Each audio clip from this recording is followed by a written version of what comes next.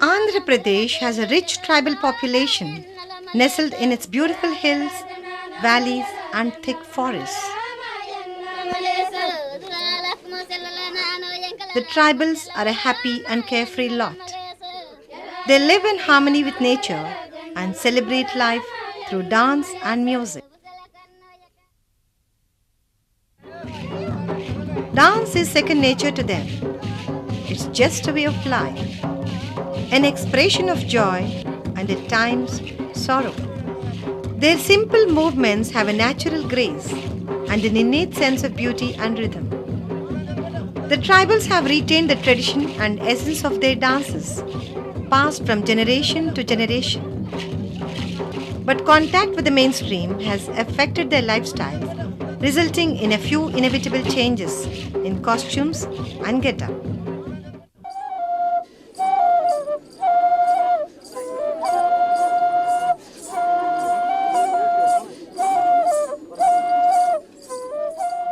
Araku Valley, the abode of the blessed, is home to a primitive tribe called Khons, also known as Samantas.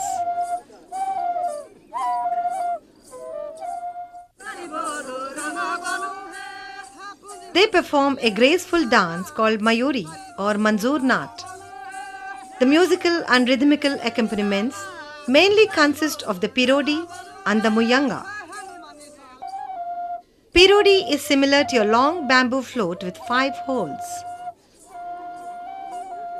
Its melody inspires a spontaneous movement in the dancers, and they swing rhythmically with the jingling anklets on their feet, called the Muyanga. Men wear a white dhoti and a colorful headgear called Toyanga, which resembles the plume on a peacock's head. A bright and colorful cloth is tied as a turban, and the ends are draped at the back and tied to the waist. In olden days, they also used to tie bunches of peacock feathers called Melka Muttanga on the right side of the hips. Nowadays, you find this missing in the dancers' costumes.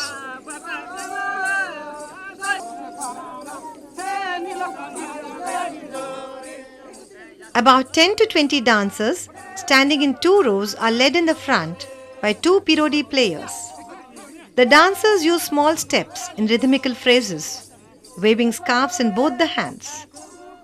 They step backward and forward in swift movements, while the Pirodi produces melodic tunes. The lyrics are in Kubi or Kui, which is the Khon language. The main singers are the front dancers, while the rest give vocal support.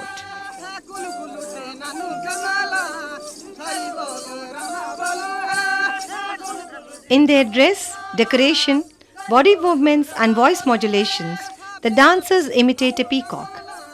This dance is performed exclusively by men, since it is a male peacock which spreads its colorful feathers and dances, while the female just watches in admiration. There is a folklore attached to this dance. Once upon a time, the mother of a Samanta boy died soon after giving birth to him in the forest. A peacock, a snake, and a mountain goat brought up the baby until an old childless couple chanced upon the child and took it for adoption to their village. The peacock sacrificed its feathers for the entertainment of the child while parting sorrowfully. Since then, the Samantas started performing the Mayuri dance as a token of gratitude to the peacock.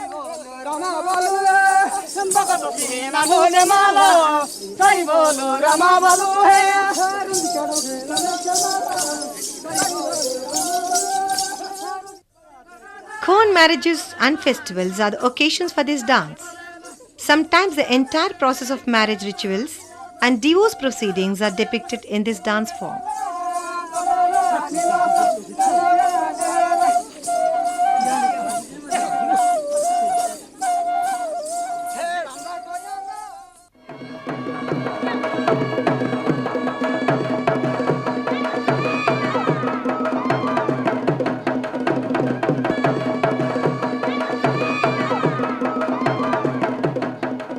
Dimsa is a well-known tribal dance from Visakhapatnam district. The tribes of Bagatas, Valmikis, Khons, Kondadoras, Porjas, Kotias are all known to perform the Dimsa dance. The onset of spring affords these tribals a time for rejoicing, as most of the farming practices would have been completed by then.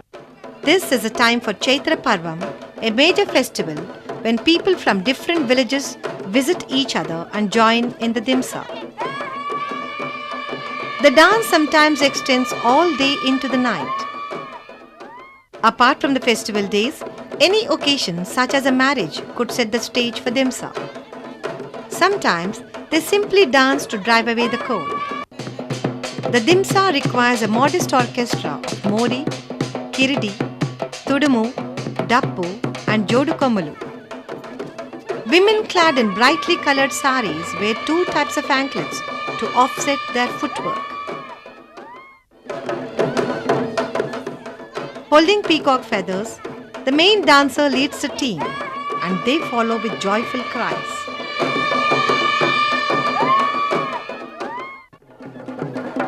They move swiftly in serpentine coils. Their graceful, gliding movements to the rhythmic beats are at times highly enchanting.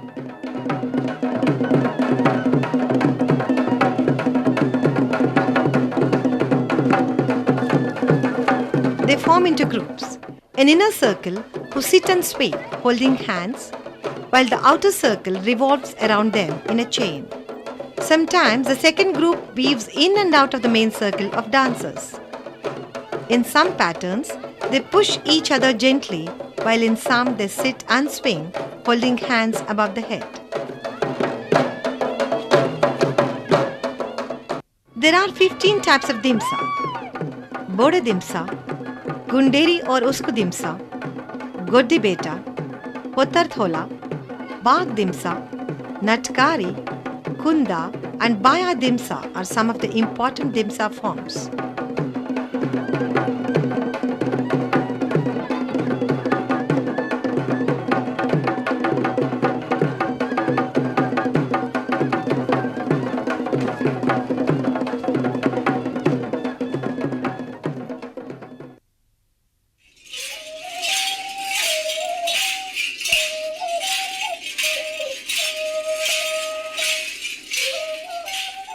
Godugu and Golusu dances are performed by Jatapus, an acculturated and localized section of the Khon tribe.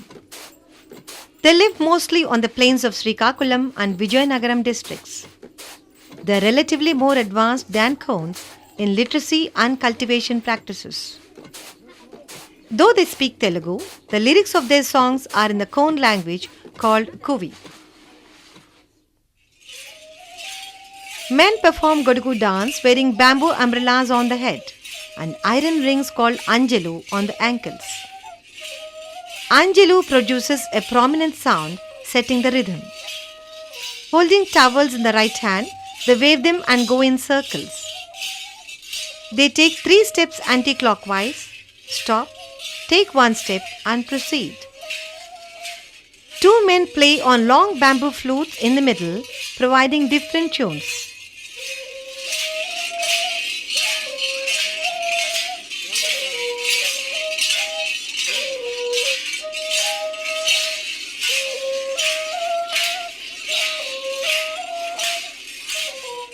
In one interesting pattern, the dancers, while moving anti-clockwise, squat on the ground, dropping the towel, hop 3 times to the left, then come back to the original position hopping, pick up the towel, stand up and proceed till the next round of sitting and hopping.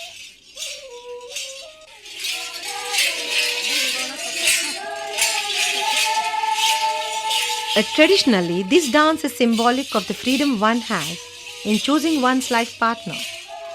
In most of the tribal communities, marriage by capture or elopement is sanctioned. In this Godugu dance, black modern umbrellas are used these days. Making and maintaining bamboo umbrellas is time consuming, and the dearth of bamboo has given way to what is readily available in the market. In this Godugu dance, young girls form into inner circle, singing, while men holding umbrellas go around them in anti-clockwise movements, stamping rhythmically. When a man captures one of the girls in the group, she will be his, and no one can stop it.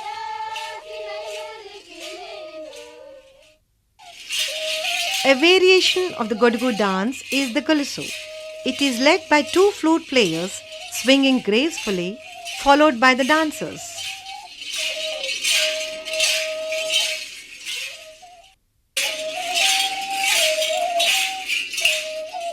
In this dance, they hold anjalu in the hand instead of wearing them on the feet. Tapping the ground with sticks, they go in a straight line singing, following the flute players. The dancers move forward and backward in a single file. This dance has agricultural references in it.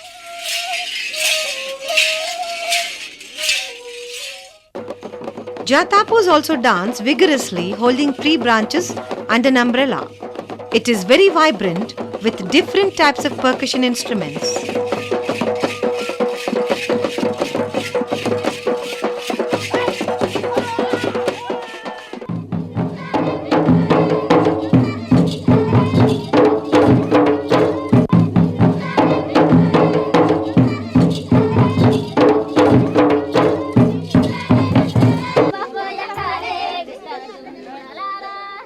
Bison horn dance is performed by Koyas. They are mostly found in East and West Godavari, Khammam and Warangal districts. They are also scantily distributed in Adilabad and Karimnagar districts.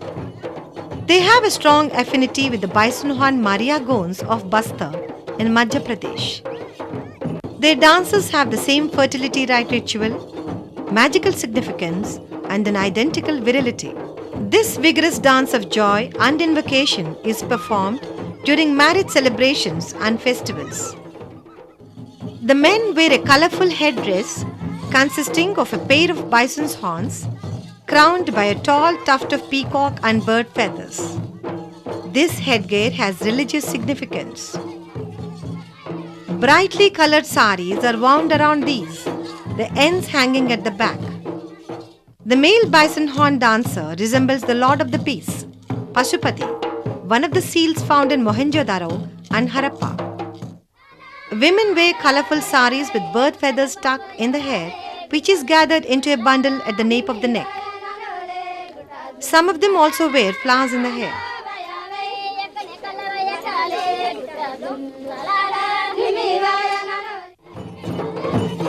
The musical instruments are large cylindrical drums, which are struck on both the ends to produce a loud noise.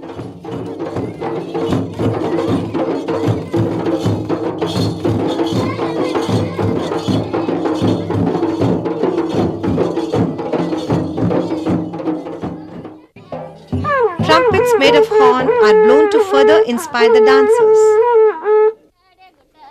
Women dance in circles, taking few steps forward and few back, singing and clapping and hopping as they dance.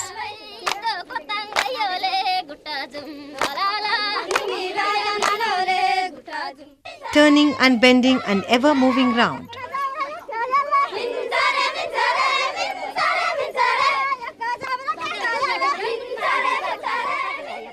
The men with large, long drums suspended around them form a great outer circle, drum loudly and lustily as they circle round and round, turning and changing their steps in a fast tempo. Koya dance has its own vigor, its life-enchanting quality and purpose. The bison horn dancers do a few feats to demonstrate their skills, like picking up currency notes from the ground with their horns. Sometimes they lock horns in a mock fight with fellow dancers.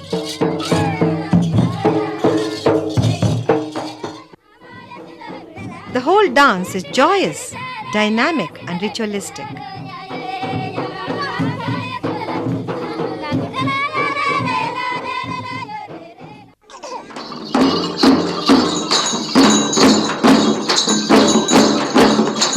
The Adilabad district, situated in the extreme northern part of Andhra Pradesh, is home to some of the important tribal communities like Gonds, Kolams, Pardhans, Totis, and Naikpurs.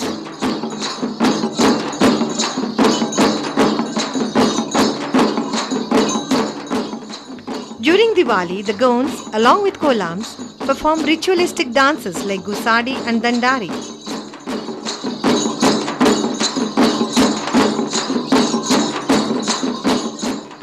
These bands of dancers and musicians visit neighboring villages where they are received as honored guests. Inter-village solidarity is exhibited during Diwali season when the villages vibrate with rich music as the dance groups exchange visits. Major food crops like maize and bajra are harvested before Diwali in this region. Hence, this is a festival of plenty. Gusadi is highly ritualistic in character. The face of Gusadi dancers are painted black and the bodies with small white circular patterns. They wear huge peacock feather caps decorated with mirrors and colorful glasses. Goat or sheep horns are also fixed on the front side of the headgear. They put on false bushy beards and long moustaches made of jute. Multiple strings of shells, dried seeds of wild grass, and tiny bells hang around their necks and wrists. Bigger bells that usually adorn the bullocks are tied around the waist. As the dancers swing their arms and their bodies, the bells produce a variety of sounds. Dried goatskin is hung from the left shoulder. A small sling bag carries the belongings of the dancer. They also wear long plaids made of jute.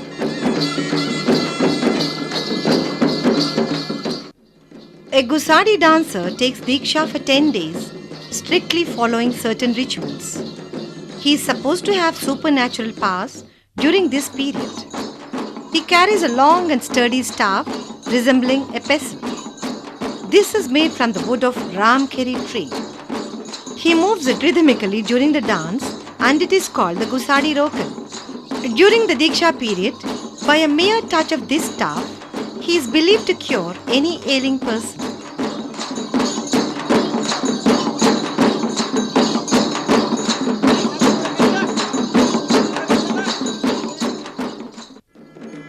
The music is flamboyant and a variety of musical instruments are used during Gusadi and Dandari dances.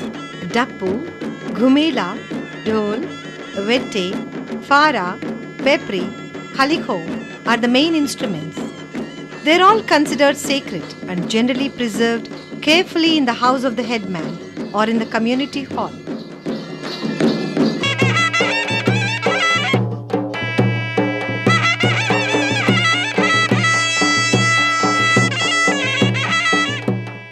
Totis and Pardhans are the traditional bards for Gonds and Kolams. They recite folk tales and sing songs of their gods and goddesses at various festivals, ceremonies and fairs.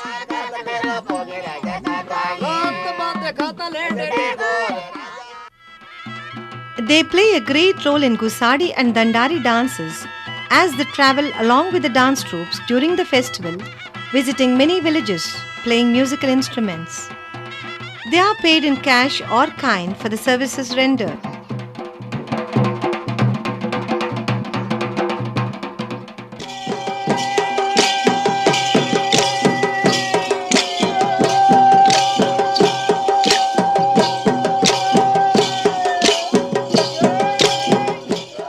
One of the prominent dance forms of Gonds and Kolams, the Dandari is performed to pay respect to the new grains. During Diwali, this is performed by the visiting dance groups, first in the village head's house and then in other houses.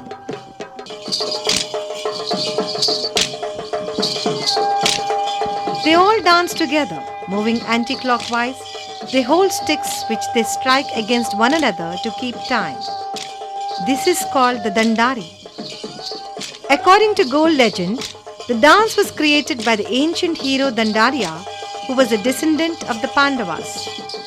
In this dance, only men take part and the boys are dressed as girls.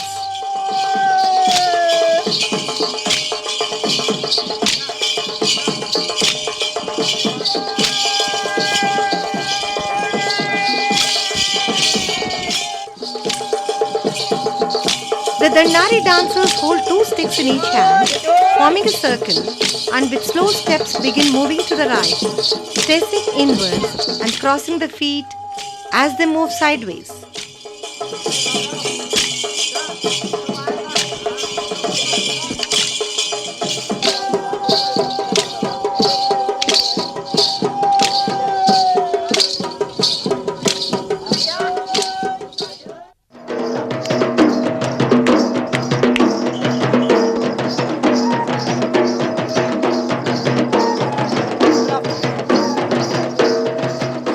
This is a typical kolam dance performed only by men. Here too, some of the men are dressed as women. Long bamboo flutes, decorated with peacock feathers, produce melodious music, and the dance movements are also very graceful.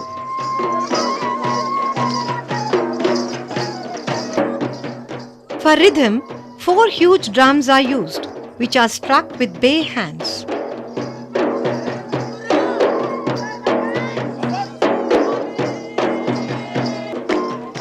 Many tribal dances derive simply from social expressive urges, the collective desire to move, to exercise rhythmically, and to entertain oneself.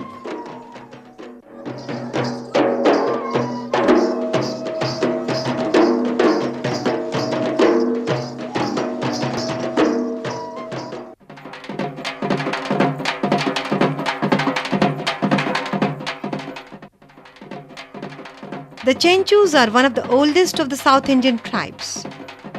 They are predominantly found living in Nallamalai Hills, which are a portion of Eastern Ghats spread over Kurnool, Prakasam and Mehbubnagar districts.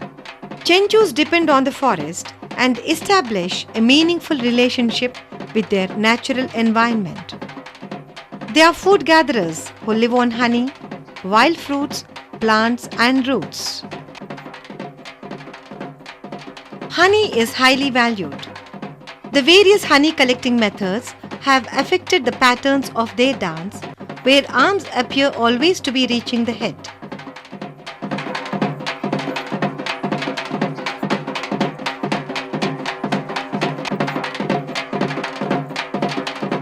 For rhythm, they use single membrane drums. The costumes are everyday plain clothes. They don't normally oil their hair, as they are not in the habit of extracting oil.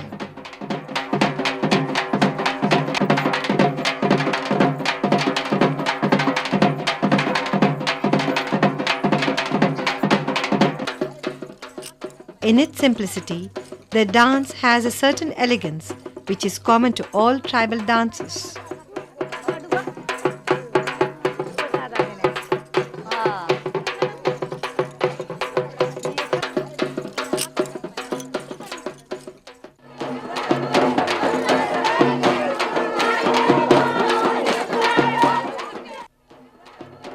Lambadas are one of the most colorful and beautiful people. They certainly stand out among all the tribes. They are fair complexioned, intelligent, well-built, sturdy people who have weathered many a storm during their journey from their original home in Rajasthan to the south.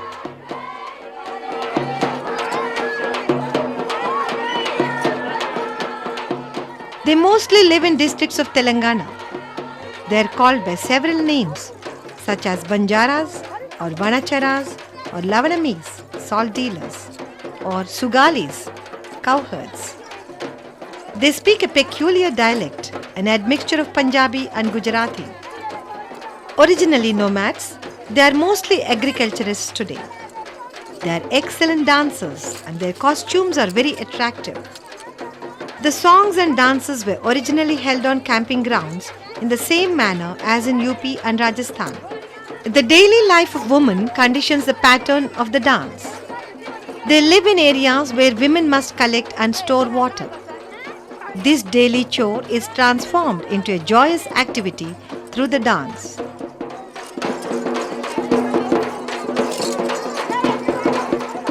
The costumes are rich and gay. They wear full skirts, blouses on top and veils, all beautifully embroidered with inset glass work. The dance creates an ornate kaleidoscope of color and sound. The dress and ornaments of women are integral to the music and dance pattern. The tingling of bangles, cowries and beads, the cling and clang of the ornaments on the forearms, chest and hips of the dancers create a rhythmic accompaniment to the dance.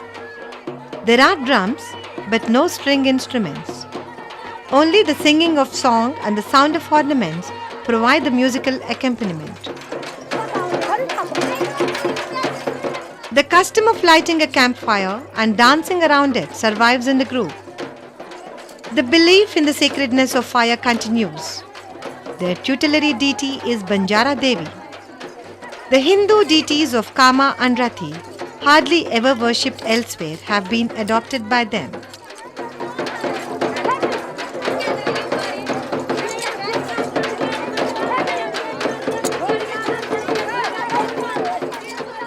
These beautiful melodies, steps and rhythms may one day be lost to the fast-changing times. It is our duty to help the tribals to protect and preserve their dances for the future. They have contributed immensely and enriched our cultural heritage. The tribals are a part of mankind and civilization. May their tribes increase.